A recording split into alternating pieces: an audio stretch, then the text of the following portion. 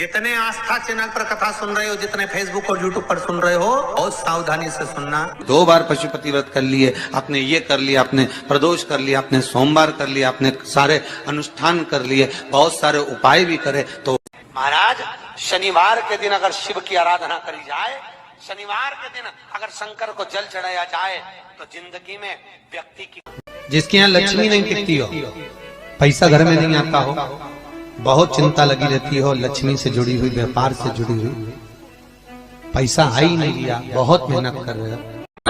शिव महापुराण की कथा कहती है तिल्ली का लेपन। तिल्ली काले कलर की तिल को लेकर उसके साथ में थोड़ा सा चावल और हमारे यहाँ चावल के साथ में चावल की धान आती है, आपको बाजार में मिल जाएगी चावल की धान। आते समय वो दोनों भाग पर चढ़ी हुई तीनों चीजें उठाकर लेकर आ जाएगी। दुकान में, व्यापार में, व्यवसाय वाली जगह पर उसको रख दीजिए। कभी जिंदगी में संपदा कम नहीं होती, वहां संपदा बढ़ेगी। 3 रविवार आपको करना है।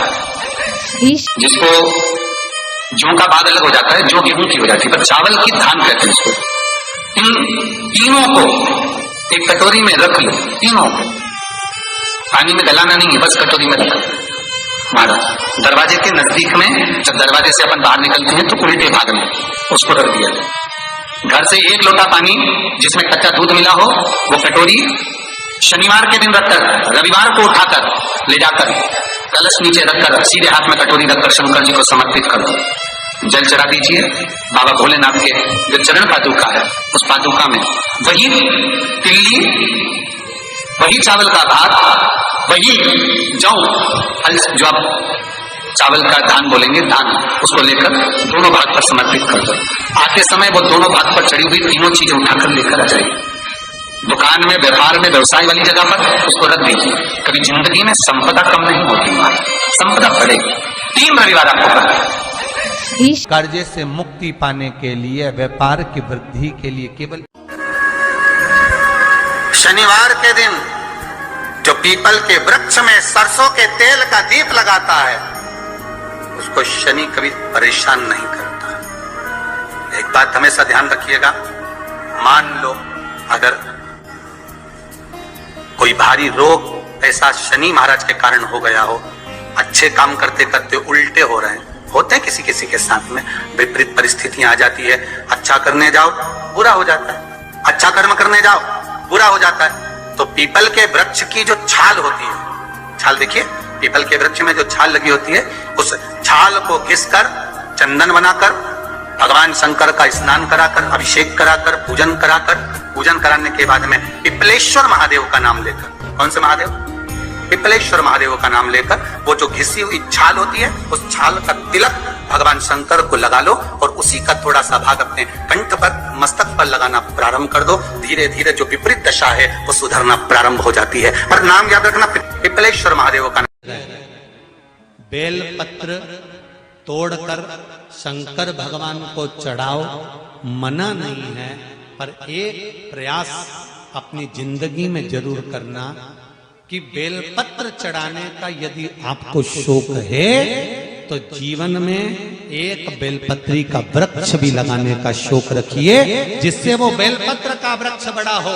और बेलपत्र का वृक्ष जब बड़ा होगा, आप संसार में हैं नहीं हैं, हम संसार में हैं नहीं हैं, पर यदि बेलपत्री का वृक्ष रहेगा, आपके द्वारा लगा हुआ वृक्ष रहेगा, उसमें से कोई बेलपत्र तोड़ कर जब वो बड़ा हो जाएगा, उसमें से बेलपत्र तोड़कर कोई शंकर भगवान को चढ़ाएगा, तो जिसने बेलपत्री का पौधा लगाया है, उस बेलपत्र चढ़ाने का फल उसके भी खाते में चला जाएगा और उसकी भी जिंदगी संवर जाएगी। इसलिए बेलपत्र चढ़ाओ, मना नहीं है, पर बेलपत्र का एक पौधा अपने बगीचे में, आसपास में, मोहल्ले में, जहां तुम्हें मौका मिल जाए वहां जरूर समर्पित करो, अवश्य। भगवान शंकर को बेलपत्र का, तो बल्ली देवी को नहीं मालूम था कि बेलपत्र का पौधा कौन सा होता है। बल्ली देवी को नहीं मालूम था कि बेलपत्र कैसा होता है। बल्ली देवी आदिवासियों राजा की पुत्री थी, गई पेड़ की पत्तियां तोड़ ली, वृक्ष की पत्तियां लाई, शंकर भगवान को समर्पित कर दी। फिर गई, फिर पत्तियां तोड़ के लाई, शंकर भगवान को समर्पित कर दी। फिर गई, फिर तोड़ कर लाई, शंकर भगवान को समर्पित कर दी। एक वो भी आप समझ लें कि जैसे अष्टमी तिथि या नौमी तिथि किसी भी महीने की, चाहे शुक्ल पक्ष की हो चाहे कृष्ण पक्ष की हो, अष्टमी और नौमी तिथि ये दो तिथियां ऐसी हैं, मान लो तुम्हारा पैसा तुमने किसी को दिया 5 लाख 4 लाख 3 लाख 10 लाख 8 लाख 2 लाख 50,000 25,000 20,000 40,000 और वो पैसा नहीं दे रहा, आप हार गए कह कर, फोन लगा कर, भैया दे दे रहे, परेशानी है, दे दे रहे भैया, हम तो परेशान हो गए, और हार गए, नहीं मिल रहा, बहुत परेशान।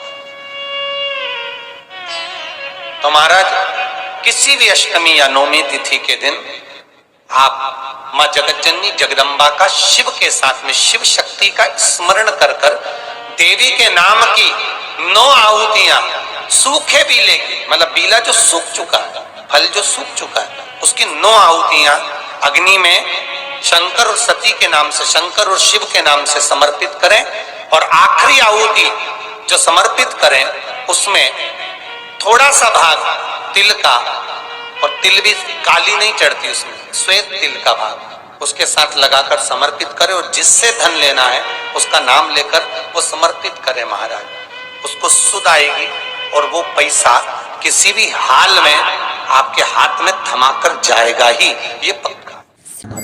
श्री शिवाय नमस्तुभ्यम, सब बोलिए एक बार जमकर, श्री शिवाय नमस्तुभ्यम।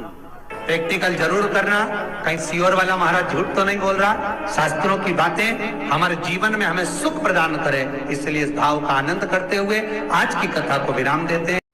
श्री शिवाय नमस्तुभ्यम। मेरे चैनल को सब्सक्राइब करें, बेल आइकन प्रेस करें, जिससे कि आपको लेटेस्ट वीडियो की नोटिफिकेशन मिल जाएगी।